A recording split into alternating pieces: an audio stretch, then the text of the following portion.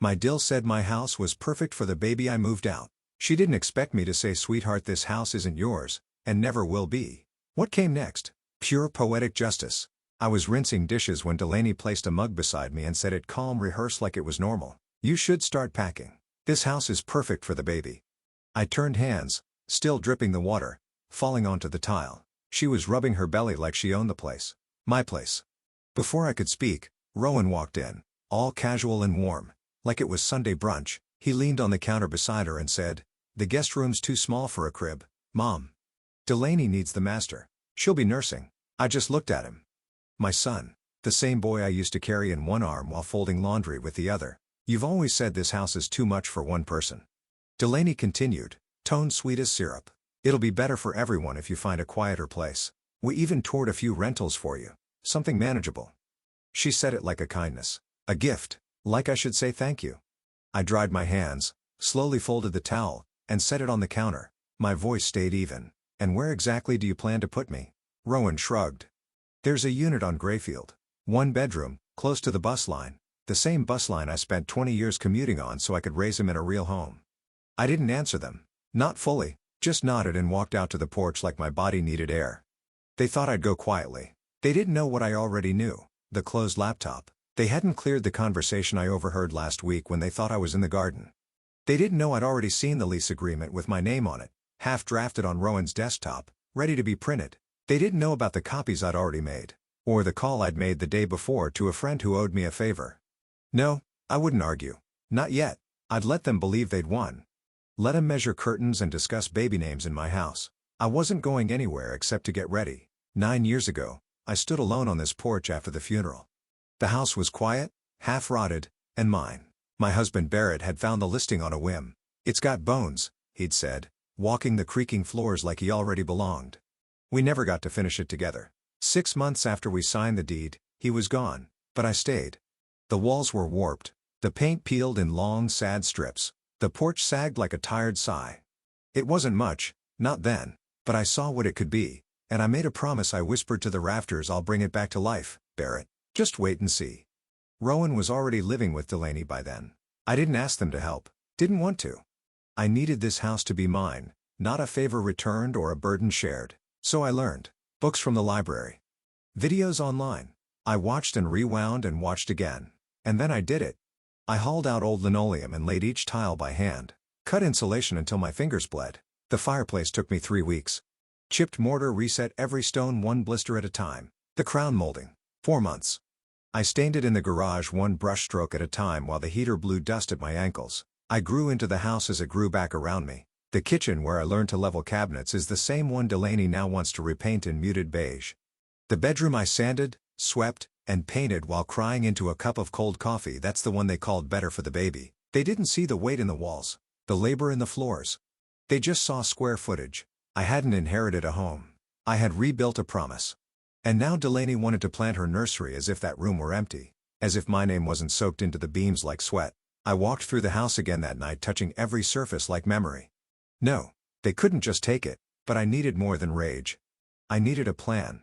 It began like a slow leak, so quiet I almost missed it. One morning I reached for my coffee mug, the one from my first solo trip after Barrett passed. It had a turquoise rim and a sun-faded logo of a tiny diner outside Santa Fe. I'd used it every morning for years, gone. In its place sat a shiny pink mug cartoon elephant smiling up at me, glitter embedded in the ceramic like a joke. I didn't ask. I just moved it to the back of the cabinet and made coffee in a chipped white one I barely liked. That afternoon I came home from the store and stopped short in the doorway. The living room had been rearranged. My reading chair, Barrett's chair, was no longer angled by the window where the morning light hit just right. It was shoved to the far wall, half blocking the bookshelf. Delaney appeared behind me. "Better flow," she chirped, brushing past with a swatch of pale yellow fabric. "The sunlight's too much on that side. Bad for baby skin." I stood still while she measured the curtains. Rowan didn't even look up from his phone. The next day I reached for crackers in the pantry and found only almond flour cookies, dried fruit, and jars labeled with organic brands I didn't recognize. My shelf, my little corner with peanut butter pretzels and saltines, was empty. "Cleared the junk out," Delaney said breezily when I opened the door too long. "We're making space for what I wanted to ask." But I didn't. Then came the baby books stacked across the dining table like bricks in a tiny pink fortress. Pages on sleep schedules and organic formula swaddling techniques and nursery feng shui. I heard her voice float down the hallway to Rowan. It's honestly silly to have an entire house just for one person. Doesn't make sense. They thought I was just a body taking up space. Something outdated, disposable. But I was still here. And I'd started keeping notes. Not just memories, facts, dates, comments, patterns. If they were building a case to push me out, I'd build a record to stand on because the house wasn't the only thing they were trying to erase. The guest room shares a wall with my office. I'd been sorting some old papers when I heard them muffled at first, then clearer as I turned off the desk lamp and simply listened. Delaney's voice, tight and low. Once we refinance under both names, she can't just take it back. It'll be ours legally. Then Rowan. Quieter. She's old. She'll cave. Just don't push her too hard too fast. I didn't move. I didn't make a sound. I simply sat still, my hands resting on the folder in front of me. My heart didn't race. It slowed. I'd already begun consulting with a legal clinic 2 weeks earlier run by retired lawyers volunteering their time. Quiet people. Smart people. People who understood when a woman didn't want a courtroom fight, just protection. I waited until their footsteps creaked down the hallway, then slipped into the hall. Their door was closed. The house was silent again. I walked to the cabinet in the hallway where I'd kept the deed since the day Barrett and I bought the place. The lock clicked open like muscle memory. Inside, the original paperwork, notarized and dated. My name. No co-owners, no co-signers. I pulled it out and laid it flat on the kitchen table, the corners still crisp after all these years. I read every line slowly, like scripture. Then I made a copy. After that, I placed the original in a manila envelope and took it upstairs where I tucked it inside the lining of my old suitcase, the one I hadn't used since Barrett passed. No one would think to look there. The copy I left in my office drawer. Easy to find. On purpose. Let them think I was careless, that I didn't notice the whispers, the changes, the inch-by-inch invasion. They'd mistake silence for surrender. That was fine with me, because now I didn't just have suspicions. I had evidence, and tomorrow I'd take the next step. Not loud, not public, but deliberate. I was done waiting for the storm to pass. I was becoming it. Delaney made pancakes that morning, like she was hosting brunch, not serving notice. The smell of butter and sugar filled the kitchen warm and cloying. She moved with confidence, flipping the last round onto a plate, as if she hadn't just spent the past week slowly gutting the life I built here. She poured syrup, like it was a script. Then she said it. We found a studio apartment for you close to the transit line, not too many stairs, just until you get settled. I didn't touch my fork. Rowan stood by the fridge, arms crossed, eyes down. We paid the deposit already. It's done, Mom, done. Like I was a project completed, a chapter closed. I folded my napkin carefully. Did either of you ever think to ask if I was leaving? Delaney glanced at Rowan, then back at me. Her voice softened, almost pitying. It's for the baby. He needs space, stability. She rested a hand on her belly like a shield-like justification. I looked at it then, at her. I stood without a word, walked down the hall and returned with a plain white envelope. No names on the outside. Just wait. I placed it on the table between the butter dish and betrayal. Read this, I said. Delaney hesitated. Rowan opened it. The first page was a copy of the deed, my name, my property, sole ownership. The second page was a ledger. 6 months of utilities, groceries, household expenses, itemized, dated, totaled. The third, a 30-day notice addressed to both of them prepared by the same legal clinic they didn't know I'd been visiting. Rowan's face turned pale. Delaney's mouth twitched. You're evicting us. I took a sip of my coffee. I'm enforcing my rights. You've been living here rent-free. Consider this the formal correction. Neither of them spoke. I stood, adjusted my sweater, and carried my cup to the sink. The baby kicked, they said. Well, so did I, and I kicked back harder. The rest of the day, they stayed in their room, doors shut. I began making a list of everything they owed me just in case it needed to go further. The sun hadn't even reached the back deck when Rowan came to the kitchen again, clutching the envelope like it might bite him. He placed it on the counter, staring at the bold letters across the top of the deed. Zerelda Maven. Embossed, notarized, undisputed. No co-owner, no lien, no refinance. Just me. Delaney stormed in moments later, hair tied up, wearing that strange smile she used when she wanted something. This is just a technicality, she said. It doesn't have to be like this. You're being cruel. I'm pregnant. I didn't blink. I reached back into the envelope and slid out 2 folded papers. 30-day notices, I said, setting them beside the deed. Effective today. Delaney stepped back like she'd been slapped. You can't be serious. Rowan tried to speak, but I cut him off. You've lived here for 6 months. I've calculated market rent, utilities, groceries, laundry supplies, and cleaning products. Itemized. That brings your balance to just over $13,000, due upon exit. Delaney's mouth opened, then closed again. No sound came out. I continued. You have until the end of next month to vacate. I've already contacted a notary to formalize the record. I expect no damage to the property, and I will be photographing the rooms today for documentation. Rowan finally found his voice. You'd really do this to us? I didn't do anything, I said. You made choices. I'm simply responding to them. Delaney's eyes narrowed. You waited for this. You planned it.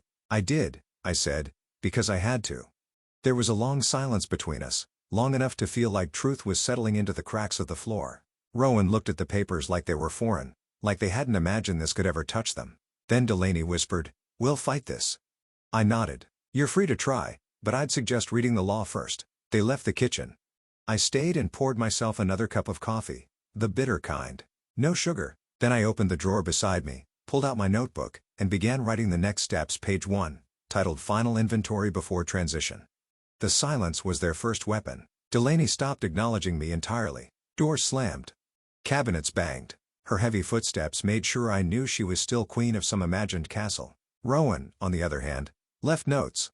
Folded scraps of paper tucked under my mug taped to the fridge slid beneath my door. Can we talk? Please don't do this. Think of the baby. But it wasn't guilt. It was fear. A week before the deadline, I was slicing apples in the kitchen when Rowan appeared behind me, hands stuffed in his hoodie pockets. She tricked me, he said, voice low. She told me it was my baby. I didn't look up right away. I finished the slice, set the knife down. Then I turned. Is it? He didn't answer. His eyes dropped to the counter. He leaned against it like gravity had changed. I walked past him and picked up the manila envelope waiting on the hall table. Held it out to him. This is the eviction filing, I said. Sheriff will enforce it in 7 days. He didn't take it, so I set it on the counter next to him. I didn't know, he mumbled. I nodded. You didn't ask. He blinked, but I didn't stay to see if tears followed. I turned on the coffee maker and walked away. Let the silence answer for me. That night, I heard them arguing upstairs. Delaney's voice, sharp, frantic. Rowan's barely a whisper. Something fell. A drawer, maybe. Then quiet again. It started with the sound of glass. One moment, the house was still. The next, something shattered. Sharp, violent, final. I didn't move. I didn't leave my room. I heard Rowan yelling. Delaney's voice, high-pitched, wild. Doors opening. Then silence. The kind that sinks into the walls. I stayed where I was, cup of coffee cooling in my hand, the quiet pressing in like a thick fog. Next morning, Clara knocked. She didn't bother waiting for me to answer. She came in like she always had, head down, mission clear. You have to see this, she said, holding out her phone. It was a post on a forum I'd never heard of. Anonymous username. But the words were Rowan's. My girlfriend lied about a pregnancy to trap me, said the baby was mine. I found out too late. The story unfolded in short, jagged paragraphs. The timeline matched. So did the city. So did the details, how she'd moved into his mother's house, insisted on the master bedroom, tried to get her name on the mortgage. And then the last line. 0% probability. Confirmed by paternity test. She cheated with her ex. I sat down at the table, letting the words hit like a wave. Not pain, not shock. Relief. Clara stared at me. You okay? I nodded. Then I laughed. Really laughed. The kind that comes up from your ribs, messy and raw. Weeks of pressure cracked all at once. The nursery plans. The pink mug. The slow erasure of my presence. My history. My home. All of it built on a lie. A house of cards flipped by a single truth. She'd tried to trap him. She'd tried to oust me. And now the baby wasn't his. The leverage had vanished. The next morning, Rowan knocked on my bedroom door. His voice was quiet. Can we talk? I opened the door but said nothing. I just walked past him to start the coffee. He followed. She didn't slam a door, didn't cry, didn't scream. She just walked out. 2 wheeled suitcases, a carry-on bag, and a purse slung over her shoulder like nothing had happened. Her hair was done. Her makeup, perfect. A sleek black car pulled into the driveway, idling like it knew better than to wait. Her ex stepped out. Designer sunglasses. A quiet nod. Delaney didn't glance back. She slid into the passenger seat, shut the door, and that was it. Gone. Rowan stood at the front door for a long time after they drove off. He didn't speak, just stared down the street like he was waiting for something to come back that never would. Then quietly, he packed too. One duffel bag. No fanfare. No confrontation. He left a note on the hallway table. I didn't open it. I just watched him from the porch as he pulled out of the driveway. Eyes heavy, shoulders slumped. My son. The same boy who once danced on this deck with popsicle juice on his chin. Now just a man who'd been fooled and let it happen. When the house was finally still, I walked back inside and pulled my chair, Barrett's chair, to the window again. The one Delaney had shoved against the wall to open the space. I set it right where it belonged, where the morning light always landed. I poured myself a proper cup of coffee and sat down, letting the quiet settle, not as absence but as return. This was my house again, not just in name, in presence. The air felt cleaner. The walls no longer listening to schemes. The corners no longer crowded by baby books and glitter mugs and fake promises. Then I opened the guest room door. Clean sheets. Empty hangers. No scent of perfume or spite. But not for long, because that room wasn't meant to be claimed by force or lies. It had been built with intention, mine, and I knew exactly who deserved it next. I walked to my office, opened the bottom drawer and took out a letter I'd been saving. The address was written months ago, and today it was finally time to send it. I didn't want revenge. I wanted restoration, after the house was quiet again, truly quiet. I opened the guest room windows, and let the light pour in. I stripped the bed, aired the mattress, painted the walls a soft sage green, the kind of green that doesn't demand attention, but welcomes it. I bought new sheets. Clean, warm, simple. Added a small desk and a sturdy bookshelf. A lamp with a soft yellow glow. Then I picked up the phone and called the local women's shelter. I have a spare room, I said. It's quiet. Private, safe. The woman on the other end paused. Then asked, would you be open to short-term placement for transitional residents? Just a few weeks at a time, I said yes. That was 3 months ago. Now once every season a woman arrives with whatever she has, sometimes just a suitcase. Sometimes only silence. I give them 2 months, rent-free. No questions about the past, just a soft landing, a chance to exhale. Last week Poppy arrived. She was in her 50s like me, wore a raincoat too big for her shoulders, and carried one cardboard box taped shut with care. Her eyes were tired, but not broken. There was something in them that looked like fire trying to find air. I opened the door for her and said, welcome. She stepped inside, looked around the room, then at me. I handed her the key. You're safe now. She didn't cry. She just nodded and set the box down gently on the floor. I left her alone after that. Some people need conversation. Some need space. What they all need is dignity. This house, once filled with whispered betrayals and thinly veiled grabs for power, has changed. It's no longer a battleground. It's a sanctuary. And me? I am still here. Not as a woman who was erased, but one who rewrote her own story. And now, when the light hits the reading chair just right, I sit with my coffee, never tea, and let the peace settle in deep. Because this space is mine, and I've filled it with something stronger than bitterness. I've filled it with purpose.